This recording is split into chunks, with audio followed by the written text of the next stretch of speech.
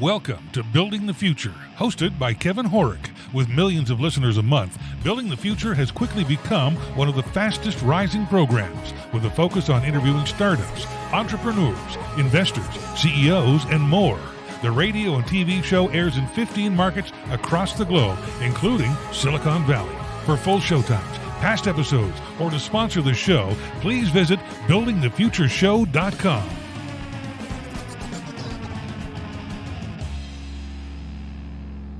Welcome back to the show. Today we have Uday, Kiran, Chaka. He's the founder and CEO of Sentry AI.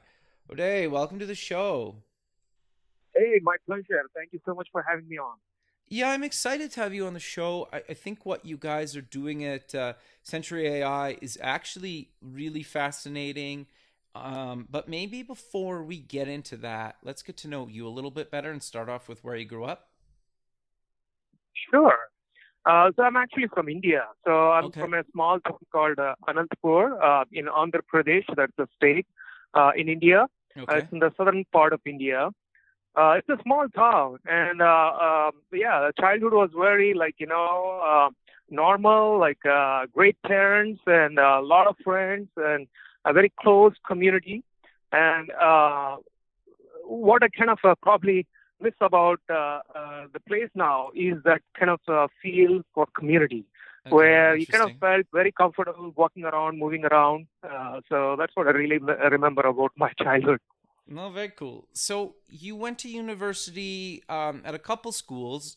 Do you want to walk us through what you took and why?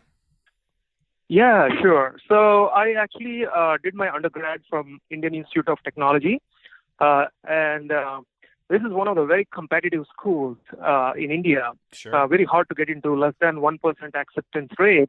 Wow. I was really intrigued. When I heard about this exam, about this elite institution, and what it takes to get in, and some of the illustrious alumni, I was quite determined to get in. And it was a big marathon effort for 2 years to pass an entrance exam and get selected Wow. to join the university. Yeah. So that was my undergrad.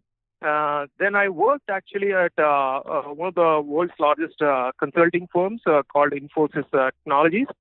And that is where I got to know more about the business schools. And I was really interested in doing an MBA program. So I applied for and I got into Duke University. And so I did my MBA from the FICO School of Business and graduated with honors there. Very cool. So walk us through your career up until founding Sentry AI. Yeah, sure. So after graduating from business school, I joined a management consulting firm, and I used to advise senior executives from large technology companies, and dealing mainly with operational issues or how to grow the company, how to optimize on the cost. So excellent, experience learning about the challenges that these executives face. And so while doing that, I was really intrigued with this startup ecosystem. I saw the startups taking off and changing lives of people all over, and I was really interested in nurturing it. So I started investing in startups. I co-founded some startups, and finally I decided the time was right for me to start something because I saw a burning need that I myself experienced. And I said, hey, why isn't there a solution for this? And that's when, it hit me, hey, maybe I should go and build it. So that's kind of the genesis of Sentry. Okay. So what exactly is Sentry and how did you actually get it built? Because obviously it's quite complicated what you guys are doing. Yeah, absolutely. So Sentry is basically providing a virtual guard for your home. So just imagine, Kevin, that if someone were to offer you a person who is there standing at the door and keeping you, your family, and your property safe, 24/7 working, and not only you and your community, you and your family, but also keeping an eye on the broader community, right? Right. So that's exactly what Sentry is. And we felt there isn't a system like that in the market today. And at the same time, I was not really interested in building what exists today. Instead, I thought, why don't we just there are already many systems available. Why don't we just make them more intelligent so that we achieve the same result as that of having almost like a security guard at the door, working 24/7. Okay. So that is what Sentry is. Yeah, that's what Sentry brings to the homeowners, business owners, and then broadly to the communities. Basically, a safer and a more trustworthy environment.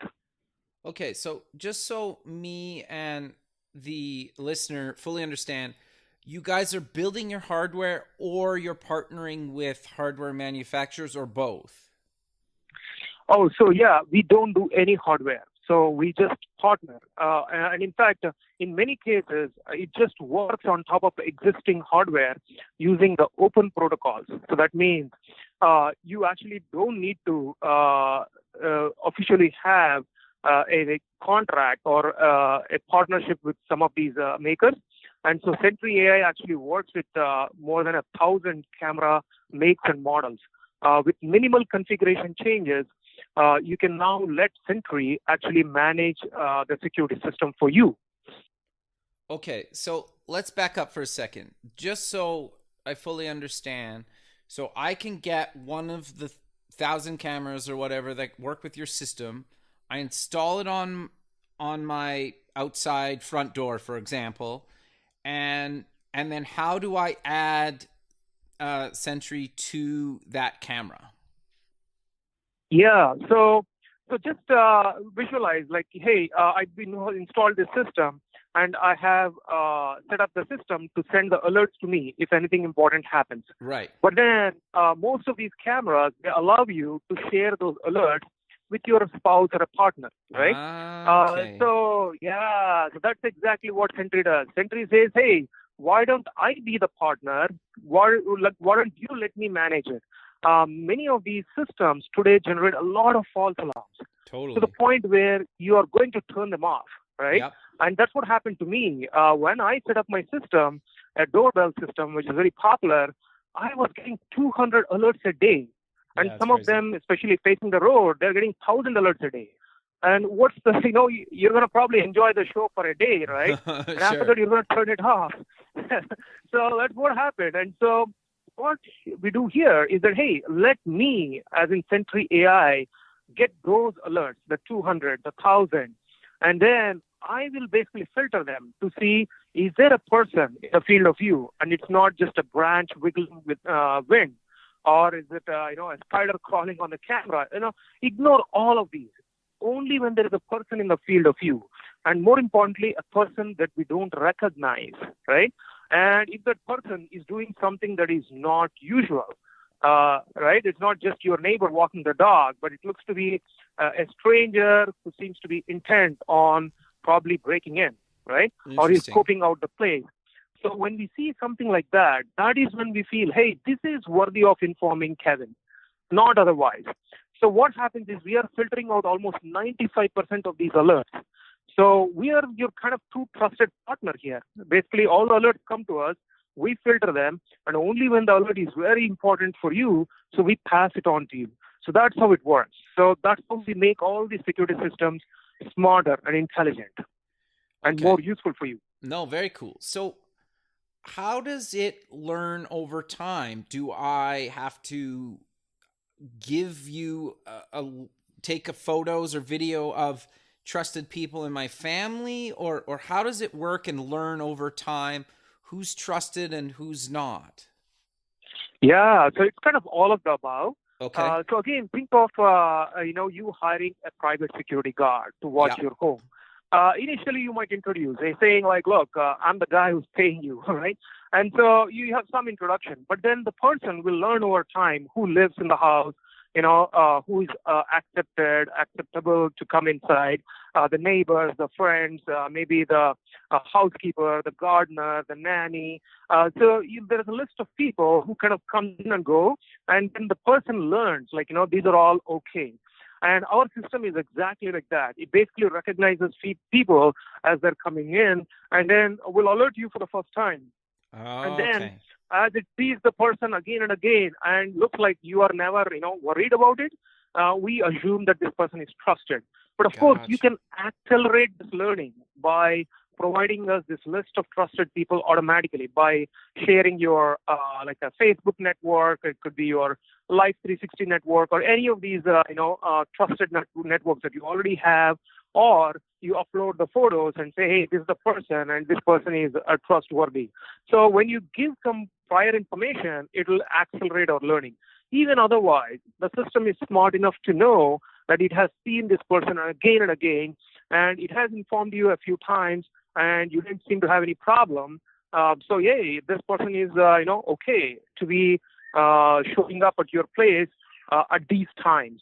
So not like, the same person at midnight, but then at least during these times, this person is okay to come. So Gotcha. that's how the system is learning. Okay. And then does the system smart enough to recognize animals and whatnot, or other things that just happen to drive Yeah. by or pass by the camera, say? Yeah, absolutely. So the system has the core computer vision AI, which is good at recognizing people, animals, which could be your pets like dogs, cats, and all. Very good at recognizing vehicles, even IDing them by looking at the number plate, the license plate, Okay. and also can detect objects like guns. It could be Oh, weapons. wow. So it's really good at getting the knowledge about all these things. But then it's one thing just to know them, but the second is to know what they're doing, right? So is this a person who is just passing by, like walking on the road and just happens to be in the field of view, or is this person walking towards your place? So that is the kind of information we are able to discern. So knowing, there is a person or a vehicle or an animal in front, but then what is that person or animal doing? Are they coming towards? Are they leaving? Are they passing by? So that's the information also we have, like who is there in the field of view, what's going on, and then now the third part, very important, what should I do with it, right? Sure. If there's a guy who's dropping off a package, then it'll notify you. But then if you tell it, like, hey, don't notify me whenever there's a package delivered, I just need to know is that nobody else is stealing it. So we can actually customize the alerts for you, right? So, but the Sure. core system, it recognizes people, animals, vehicles, objects, and then what they're doing as well. And then it adds this layer of intelligence again on top to understand what is normal and what should be done. What is the actionable thing to do now? So that's what completes the Sentry AI system and makes it so useful to the owners. Interesting. And then how do you guys price this service? Yeah, so believe it or not, all this, right, is offered to a customer, typically a homeowner. The cost for the whole month is not any different from getting a cup of coffee from Starbucks. Okay. And that's the reason why we've had paid customers from day one, even when we were offering like a 15-day trial. Wow. So we have a lot of very happy customers. They're very happy with the features, with the technology, and with the pricing as well. So we truly think we are democratizing access to a very good security system to a large group of people who are not able to afford some of the premier security solutions that are offered in the market today. Sure. So we truly fill the gap between you buying these cheap cameras and managing the security yourself versus having this full-on professional installation and professional monitoring, but then paying a lot of money. So we fall in between and capture that market in between. So we feel this is how we will make the homes, the neighborhoods a lot safer overall. No, very cool. So I want to get into the drones in a second, but is there other things outside of security cameras that I can use your software on, or will it be available on other devices in the future? Or are you guys just sticking to cameras for now? Yeah, so for now, again, we're starting with the home segment. We're looking at what does a home have. So the home has security cameras, and the cameras have both the video as well as audio capabilities. Right. And then there are a lot of other devices like the door sensors, video sensors. So as we get information from these, we will try to create a more composite picture of the home, the occupants, the activities, and again, what is normal and what is not. So that's kind of our initial focus, but definitely we're not stopping there, right? Right. So we are going into kind of the small businesses, the offices, and they have very similar needs that any homeowner has, and a few more. So as the technology evolves, we're going to offer like a lot more solutions to them, and going all the way to like an enterprise. And this is where we see the value of drones and other equipment, where they will be able to monitor much larger areas. And of course, we are thinking about offering this to automotive as well, like where, for example, dash interesting. cams. You must have heard of the Sentry mode by Tesla, right? Yeah, yeah. So think of it as being offered to even non-premium cars, right? Interesting. So there are a lot of applications for Sentry, and we are truly excited about the opportunities that we have in front of us. No, very cool.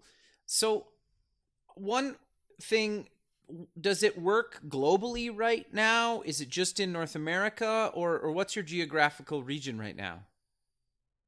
Oh, the beauty of what we do is a software as a service, Yeah. and it's available to anyone in the world. Yeah, very Right? cool. And I we kind of have figured. customers, yeah, exactly. And we have more than 30 countries represented in our customer base right now. Wow. And we've literally zero extra, effort or marketing done. People just find out about us, and it's like, oh, wow, this is such a cool product. And, we have someone from Indonesia. And we were really surprised, Very cool. how did they even find out about us? But yeah, it's so easily accessible to anyone, anywhere in the world. They can get advantage of this smarter, more intelligent security literally within a few minutes.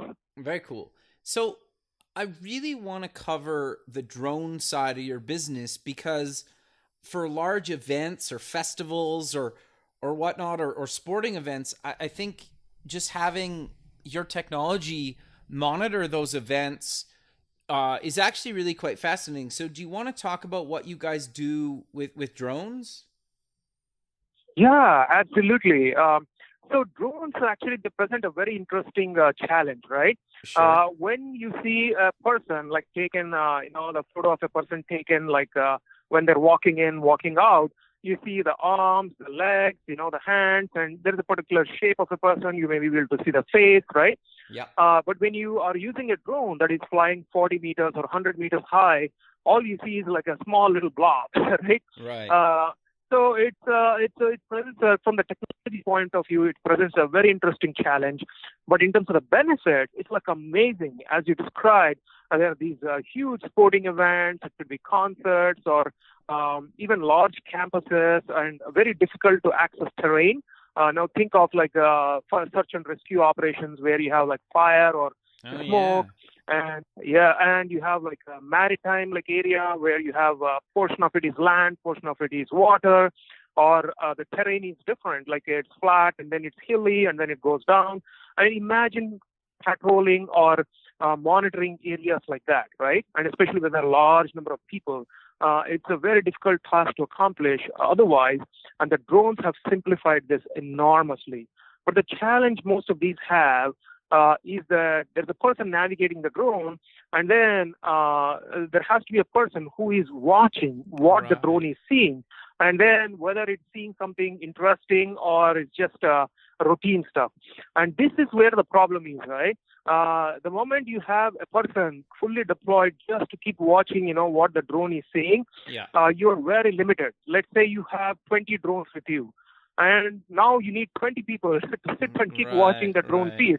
Right, not very efficient. So imagine like a large concert, like, if you have 10, 15 drones, you don't have 10, 15 people just sitting and just watching those, right? Yeah. That is what our AI can do. So Sentry AI actually monitors the feeds from these drones, and it has solved that technology problem that I described before. We can detect people, we can detect vehicles, including even bicycles. Oh, wow. from a really height, basically from a big height, and also where the objects tend to be very small. We can detect the movements, like are they going left, right, front, back, are they moving very fast or slow.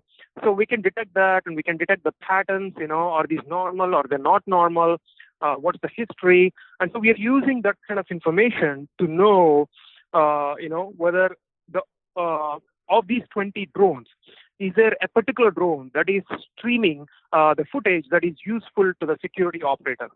So now you just need one person to be able to focus on the most important, feed out of the 20, right? So that is the big advantage that Sentry AI offers to the drone operators. So they don't need to hire a person for every drone to be monitoring and managing the flight path. You can set the flight path on some kind of an auto and let Sentry AI monitor the feed and surface the one that is the most interesting one or important one, so that you can achieve a lot for a lot less. Interesting. No, I 100% think that to me is actually really quite fascinating, because I don't really want to get into like a political side of things, but I think if this can prevent a tragedy or somebody that's lost and help them get found or that kind of thing, I think it's all worth it, right? The whole platform, right? And so that's got to be really rewarding in itself, to either see somebody's house not get burglarized, or in that kind of sense. That's actually really quite fascinating. But I'm curious to dive a little bit deeper, without getting maybe too technical, on how the technology actually works, because I think at this point everybody kind of understands what AI means, maybe at a high level. But do you want to talk about a little bit of the technology, and how does it actually detect people compared to a dog, say, or that kind of thing? Yeah, so this has been a very underexplored area of research so far.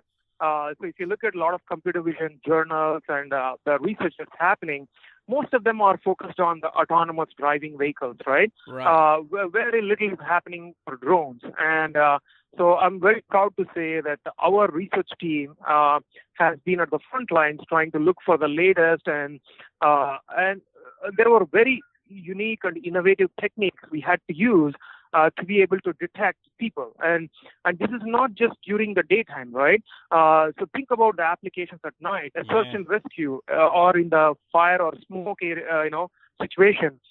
You need to detect people when the visibility is not very clear, so you can use some thermal cameras. Now, the signature of a person or an animal, in that thermal image is very different. So many of these, as you know about AI, it's all about the data and data sets. And so many of these situations, they don't even have good quality data sets available for us.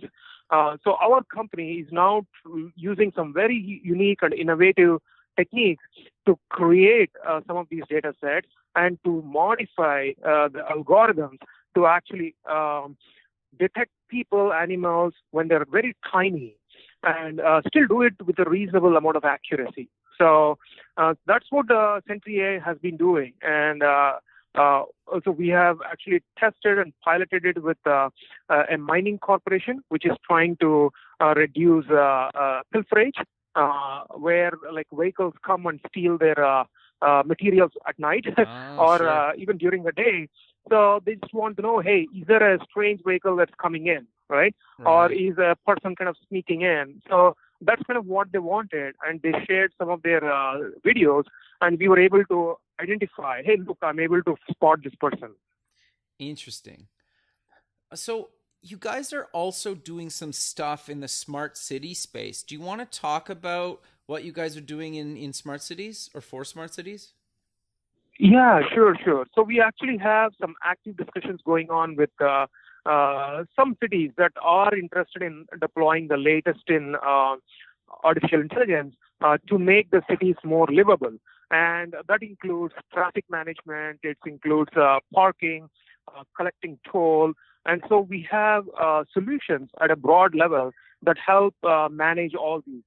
So we because we have this ability to process the feed from drones or even from like static cameras, we're able to look, at the traffic pattern. Is the street looking fully occupied? I mean, the traffic does not seem to be moving.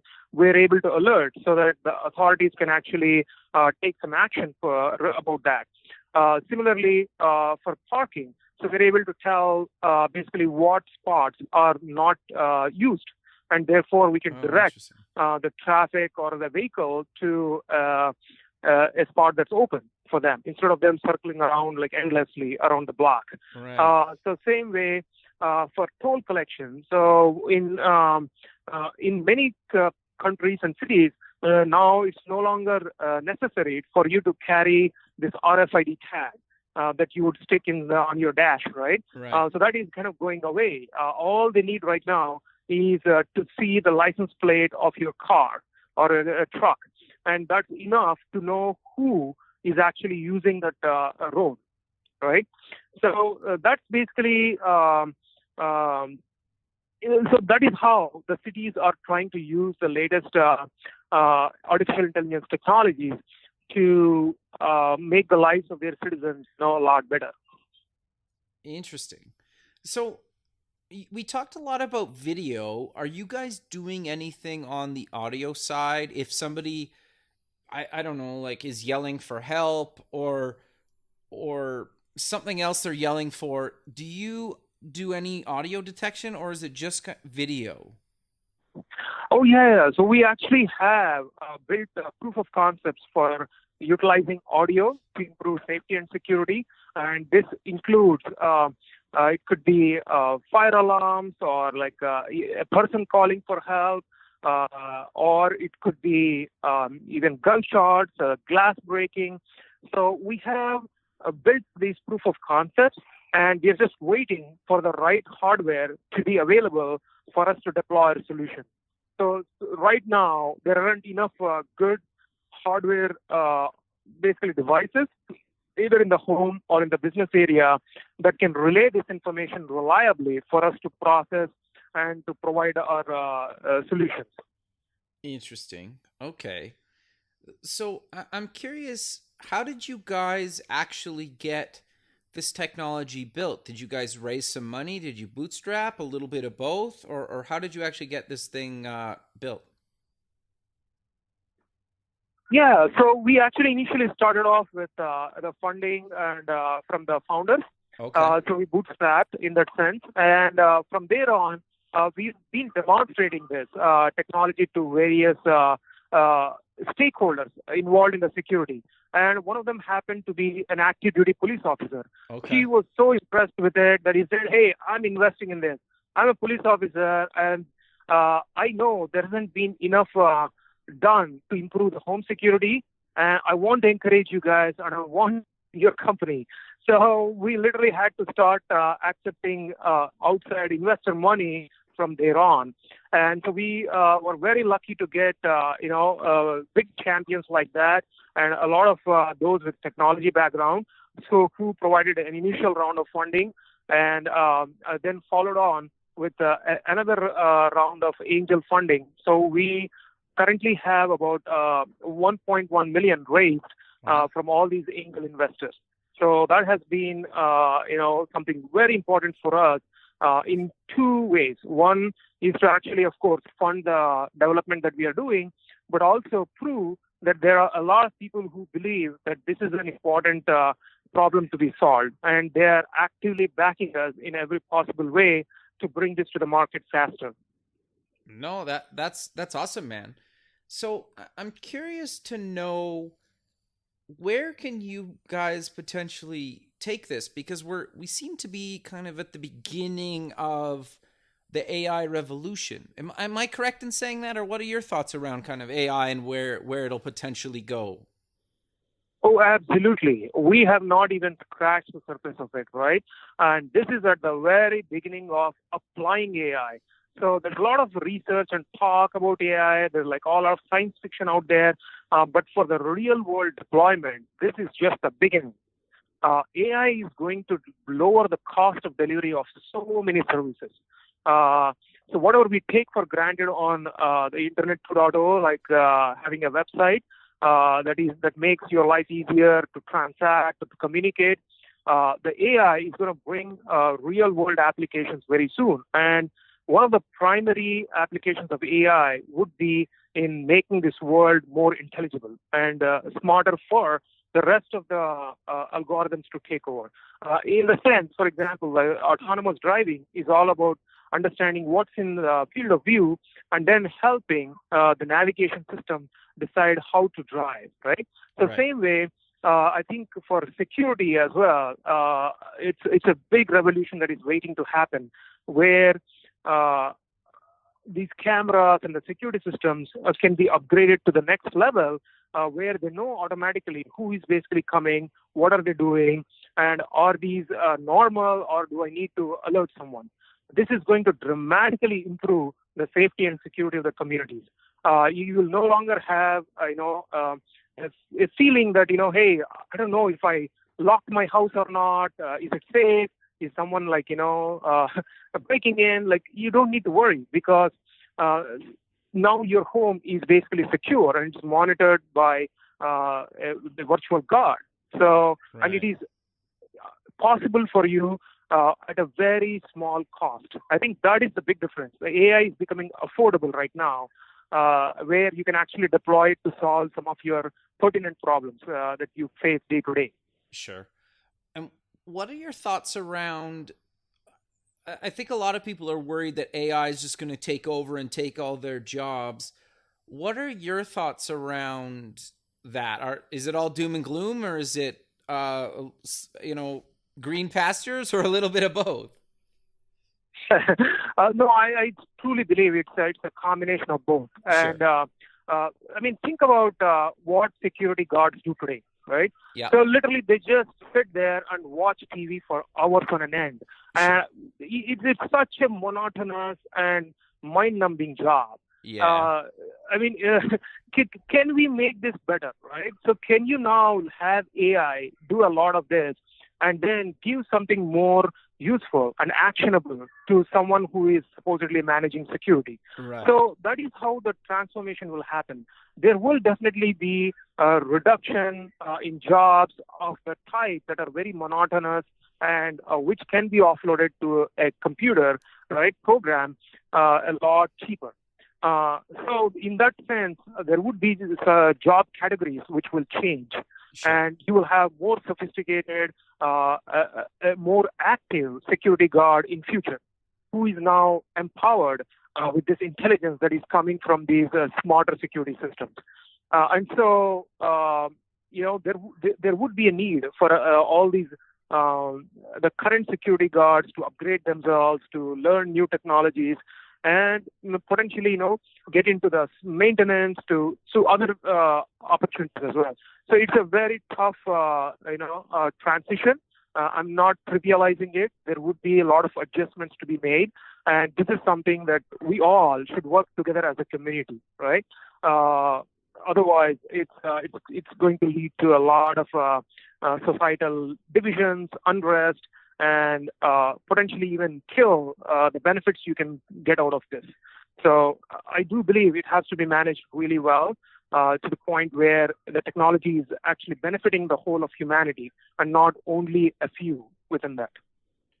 No, fair enough. Yeah, it's going to be an interesting transition, and I think too, like a lot of people, if you can make somebody's job more exciting and less dangerous than some of the monotonous tasks that they need to do all the time, that's a win, right?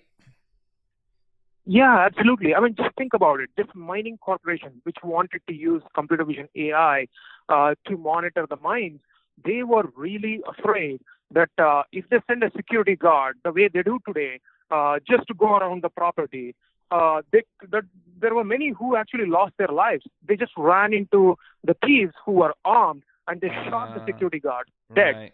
I mean, could we just have a drone just fly and see, who is there? Oh, there's a truck. Oh, it's not just a truck. It has like a bunch of people, and they actually have guns with them. I can't just send one lone security guard, right? Yeah. I need to send, I have to call the cops, like send like, 2, 3, vehicles. So that is how AI is actually going to make things different. Now you actually have a more efficient response to this, and the security guards, will be able to, even keep themselves alive in the situation. So in that sense, I think you really need solutions like this to keep the security operators also safe. So I totally agree with you on that. There are many benefits here, and if we manage it well, those benefits can be shared by everyone in the community. Sure. So I'm curious to know, how do you guys decide what features to actually add into the platform? Is it a lot of, oh, we're collecting this data of this object that we never thought of before, or are you getting feature requests from customers, or how does that work? Because I think that could be really challenging as a startup. Absolutely. So we have, as a startup, limited resources and very little time, right? Right. So we've been really focused on what will truly change, the security situation of a home, and how do you make the homeowners feel more secure. So we actually did many interviews, surveys. We looked at primary and secondary research in that sense and tried to understand, like, where is the pain in the market, and then what features are missing right now. And one of them that I experienced personally when I had a garage break-in was, hey, how could I not have prevented this? And I looked at it like, hey, the current security system generates so many false alerts. So if I can just show or surface only very important alerts, that would be the first thing that will make me, feel safer. And so that is where we prioritize a lot of our energy in reducing the false alerts. And so in the same way, we then looked at, okay, what else? So people wanted to know, hey, if my kids come home, I want to get an alert. Yeah. Otherwise I don't want to get alerts for everything, right? So we really listen to our customers. What is it that you would want the system to do for you? And in some cases, they are very explicit in asking for it. And in some cases, we had to understand what's between the lines. What are they looking for truly? And so that is what goes into our product development process. We prioritize the feature development based on a customer need, and not just for the sake of doing research. So, we are a startup with limited resources. And so what's very important for us is the customer impact. By doing this, are we able to make the homeowners feel more secure, the business owners feel more secure? If so, we will start investing our time and energy in development of this feature. Otherwise, no, it can wait for another day. So that's basically how we go about building out our product portfolio. No, that makes total sense. So I'm curious to dive a little bit deeper into maybe how do you actually use like AI powered computer vision to actually detect objects? Like, is it how do you like actually train them to do this? Do they need to see the same type of thing a bunch of times, or how does it kind of work? Yeah, so there are quite a few techniques here. So there's obviously an object classification. So a lot of universities and premier companies in the AI research, they've already created data sets which tell, hey, this is what a car looks like from the front, from the back, from the side. So, and same with the person, right? With the people, like this is what they look like, in all different angles and dimensions. So there are a lot of data sets that now are available. And more importantly, there are some networks which are already pre-trained to detect those objects and people as well. So that's one way we actually start the process of learning, identifying the objects. And of course, this has to be tweaked further. Like, if the lighting conditions are different, a car doesn't look like a car anymore, right? Or if the angle is different, the car may not look like if you're from a drone, the car doesn't look like a car. You don't see the headlights. So how do you still know it's a car, right? So do you have to get a different data set for that? Sorry to interrupt you. Do you have to get a different data set for like a car on the ground as opposed to a car from above from the drone? And does the data sets share between the two? So like, I guess I'm assuming more more images of a car at different angles, whether it's from a drone or the street, is better than just from one, correct? Correct. Okay. So you need data sets, but again, without making it too expensive, there are a lot of synthetic data sets that can also be generated. Once you have like a 3D model of a car, you can now actually create like what the car looks like from all possible dimensions, right? So there are a lot of very clever ways of trying to build these data sets and then learn from it. But more importantly, so Sentry has to date processed nearly 15 million images. Wow. So we have a lot of data to work with, and we have a very active beta user program where sophisticated users, they are really interested in furthering the research in this space. They are sharing their camera feeds with us, and we are using that information as well. And from different parts of the world, some cameras looking inside, some outside.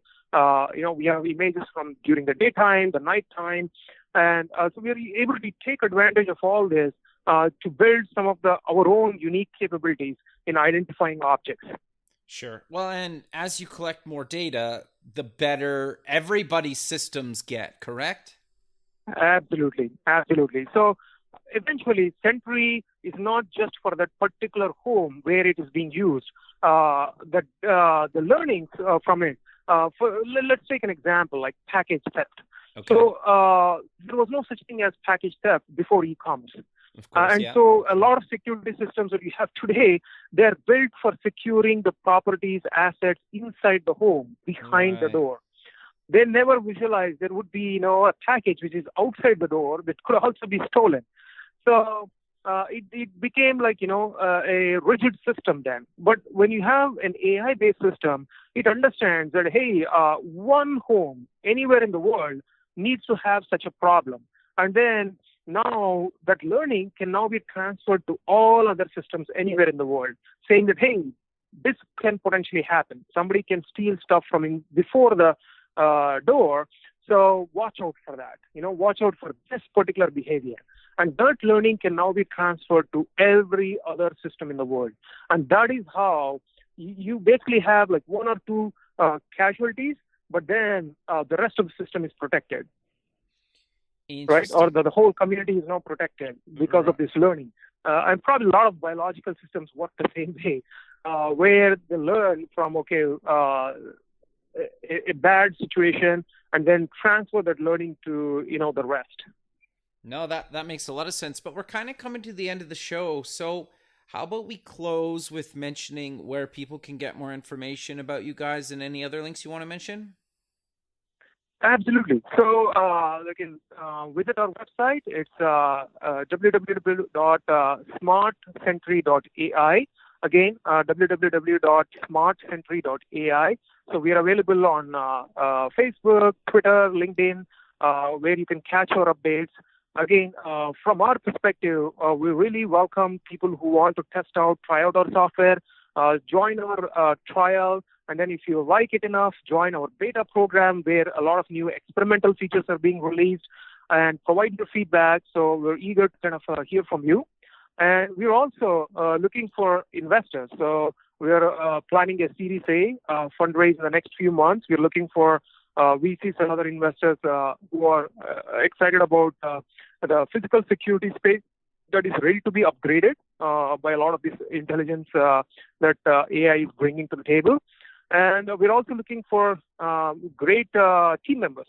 So if you're interested in working for Sentry, again, go to the website and you can send us an email, careers@smartsentry.ai, and we're more than happy to talk to you. So yeah, we're looking for customers, beta customers. We're looking for investors. We're looking for team members. And so in general, if you are interested in this space, do drop us a note, and we're more than happy to get in touch with you. Perfect, man. Well, I really appreciate you taking the time in your day to be on the show, and I look forward to keeping in touch with you, and have a good rest of your day. Oh, thank you so much, and appreciate giving us the opportunity to speak to you and your listeners. And we're really excited to get this message to all of your audience. Thank you so much for your time. Okay, have a good one. Thank you. Bye. Thanks for listening. Please visit our website at buildingthefutureshow.com to join the free community, sign up for our newsletter, or to sponsor the show. The music is done by Electric Mantra. You can check him out at electricmantra.com and keep building the future.